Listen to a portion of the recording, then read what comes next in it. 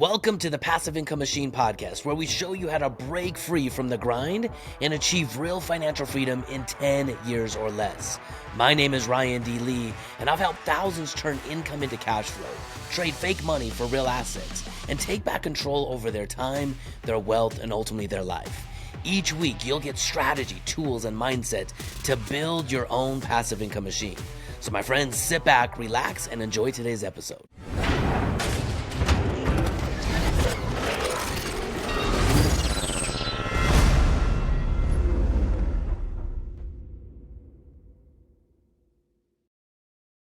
All right, my friend, welcome to episode 7 of the Passive Income Machine podcast. You are on the microphone today with me, Ryan D. Lee, and today I've got the secret, I've got the key, I've got the passcode to help you achieve financial freedom in 10 years or less. The title of this episode is Why the Rich Are Getting Richer and How You Can Too, and I want you to consider as we go into this, the rich, they are getting richer. It is inevitable, and we can see it in charts and graphs on, social media, all kinds of things. Listen, the rich are getting richer, and I don't truly believe that all of them understand why they're getting richer, but nonetheless, every rich person is doing the same thing.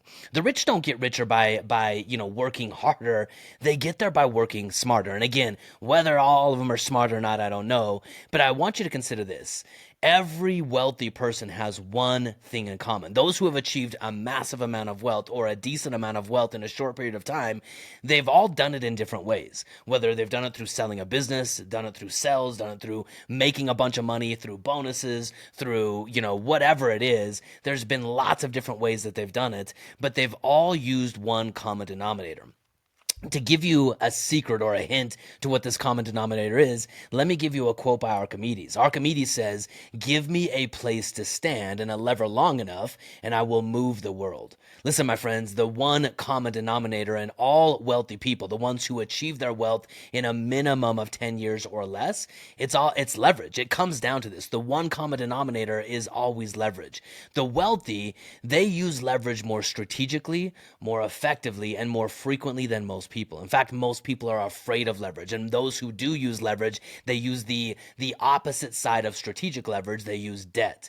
In our economy, you either learn how to use leverage strategically, or I want you to consider this: you will never become financially free. We've talked in the previous 5 episodes how the rules of money have quite literally changed. They have changed whether you acknowledge them or not, whether you want to align yourself with it or not.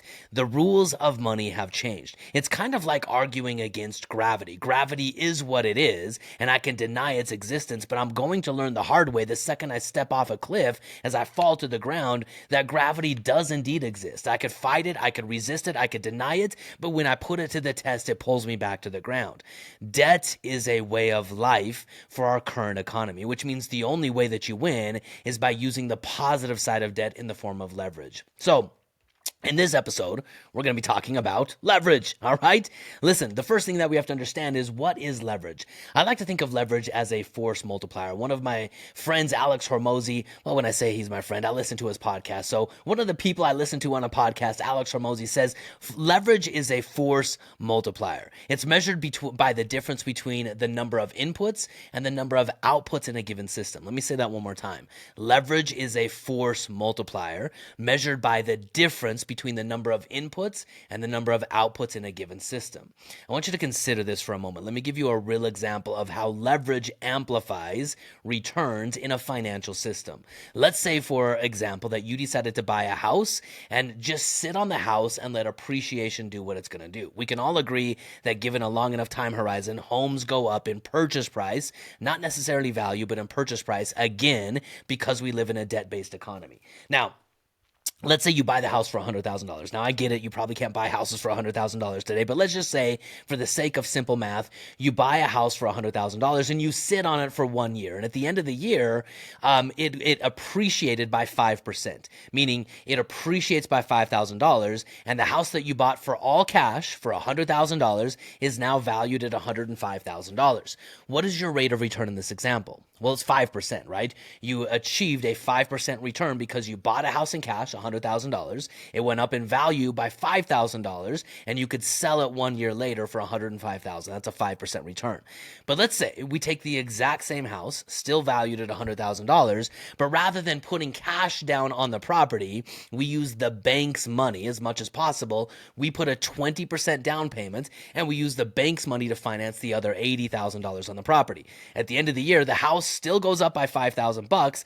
It's now valued at $105,000, but because we only put a 20% down payment, $20,000 into the equation, our rate of return jumped from 5% to 25%. Do you see how leverage is a force multiplier? It's measuring the difference between the inputs and the outputs in a system. We get a better output in a system when we use leverage strategically. Now, leverage on your dollars is a function of two things, okay? Number one, it's a function of your time. Every single person listening to this podcast today, myself included, at some level is trading their time for dollars. At some level, okay? You might have a phenomenally good trade-off with the time for dollar trade-off that you make, or you might have, I get paid $10 an hour type of trade-off. But at some level, you're trading your time for dollars. And the tool that you have at the end of that trade-off, the dollar, is the tool that you have to use to buy your time back. So in order to use leverage, you have to strategically understand how to amplify, how to magnify the dollars that you have in your possession. Now, let's talk about the double-edged sword that is leverage, because on one side of leverage, you have most Americans. Today, most Americans are woefully in debt. This is why Dave Ramsey gets up, he pounds the pulpit, he yells into the microphone, and he gets people out of debt. And I do agree with Dave Ramsey helping people go from scarcity back to abundance. You go into scarcity when you use debt negatively, when you use debt to create a trap for you. So let's talk about the bad side of debt before we can understand the good side of debt, which is leverage. Okay, debt is buying a liability. The way Robert Kiyosaki says it, he says debt is something that takes money out of your pocket. So let's consider this. When you use debt like a consumer, you're using other people's money in the form of credit cards or bank loans to buy things that you likely cannot afford, and then you're making payments from your income. In essence, what you're doing in this trade-off is you're trading your future time, your future work, your future dollars for present-day consumption. This is debt, my friends. Think about going into school loan debt. Think about going into car debt. Think about going into debt for your home. Think about going into debt on a credit card. Now, there's various levels of good debt and bad debt within this entire equation, or what's more strategic or less strategic. But debt, nonetheless, when you're buying a liability, something that takes money out of your pocket, you are trading your future production for present-day consumption. Hey, it's Ryan jumping in real quick with something that you do not want to miss. The How to Retire in 10 Years Summit is coming up, and this is the event that makes everything we do here possible. If you're ready to build real passive income and take control over your money and ultimately your life in 2025, now's the time. Early registration is open, and there's an exclusive bonus waiting when you join the list. Just hit the link in the show notes or head to retireintenyears.com. All right, back to the show. Leverage is completely different.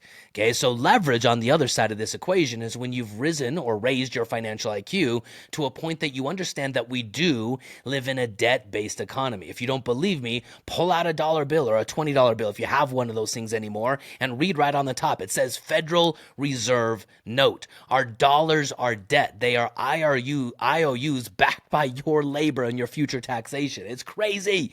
We live in a debt-based world, but yet we follow counterproductive advice in this debt-based world. So I'm off topic. Let's get back on topic. What is leverage? Okay, leverage is when you buy an asset. Robert Kiyosaki, in his book, says an asset is something that puts money in your pocket. So let's go through a scenario here. When we use leverage, we use other people's money. Think about bank loans and leverage. So think about the real estate example I just gave you. If I'm going to buy a piece of real estate, I get to use other people's money, which is bank money. Now, we can go so far down the rabbit hole. I'm going to try to keep this relatively surface level for this discussion today. But bank money doesn't even exist. They print it. They lend it into existence. It is crazy nuts. But we're not going to talk about that. That's too much of a rabbit hole to go down. So using other people's money in the form of bank loans or leverage to acquire assets. An asset is something that puts money in your pocket that other people pay back for you. Think about buying a piece of property and someone is paying rents or making payments on the debt that you've taken out and getting while also generating a profit. So let me go back through and state this. Using other people's money to acquire assets that other people pay back for you while generating a profit once all debt is covered. This is the benefit of using debt. You can literally achieve financial freedom starting from nothing, because when we live in a world where our money is fake, it quite literally is fake.